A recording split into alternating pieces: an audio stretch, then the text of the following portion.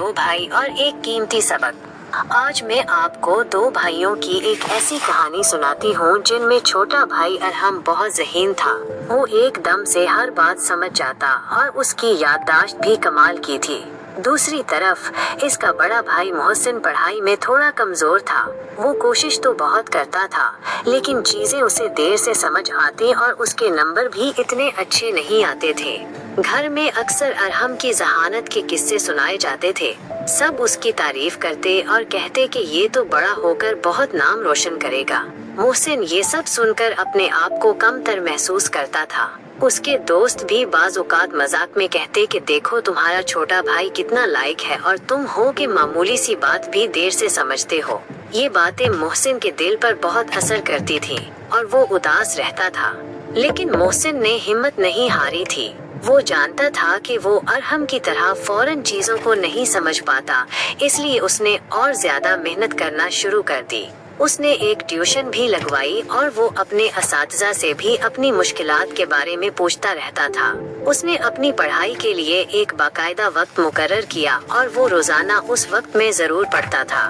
फिर वो दिन आया जब स्कूल में सालाना इम्तिहान का नतीजा आना था। सबको यकीन था कि अरहम हमेशा की तरह इस बार भी पहली पोजीशन हासिल करेगा, और ऐसा ही हुआ। अरहम ने पूरे स्कूल में सबसे ज्यादा नंबर हासिल किए। लेकिन इस बार एक और बात थी जिसने सबको हैरान कर दिया था। वो था मोहसिन का नतीजा।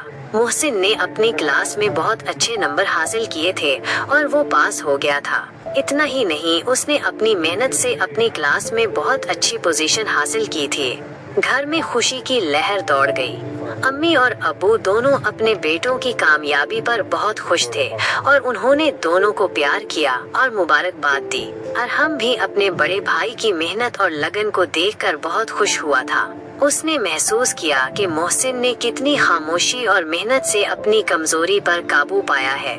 मोहसिन ने अपने भाई से कहा, इरहम तुम सच में बहुत ज़हीन हो और तुम्हें चीजें फटाफट समझ में आ जाती हैं। लेकिन मैंने कभी हार नहीं मानी और हमेशा कोशिश करता रहा। मुझे देर से समझ आती हैं, लेकिन अगर मेहनत करते रहो तो एक दिन कामयाबी जरूर मिलती है। उसकी आंखों में एक चमक थी जो उसकी कामयाबी की खुशी और अपनी मेहनत के फल मिलने के इत्मीनान को जाहिर कर रही थी। अरहम ने अपने बड़े भाई को गले लगाया और कहा, भाईजान, आपकी ये मेहनत मेरी ज़हानत से भी कहीं ज्यादा कीमती है।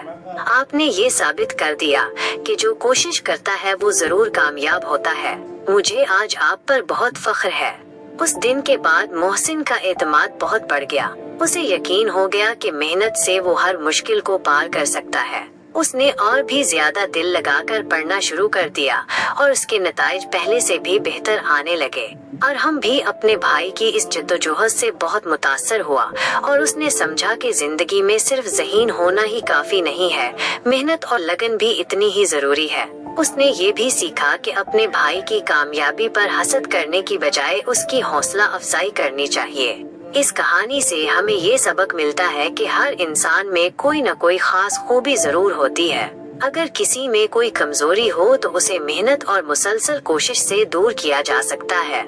हमें कभी भी अपनी कमजोरियों से मायूस नहीं होना चाहिए और हमेशा अपने मकसद को हासिल करने के लिए मेहनत करते रहना चाहिए। ज़हानत एक अच्छी चीज है, लेकिन मेहनत इस ज़हानत को और भी ज्यादा कीमती बना देती है और कामयाबी की मंजिल तक पहुंचने में मदद करती है।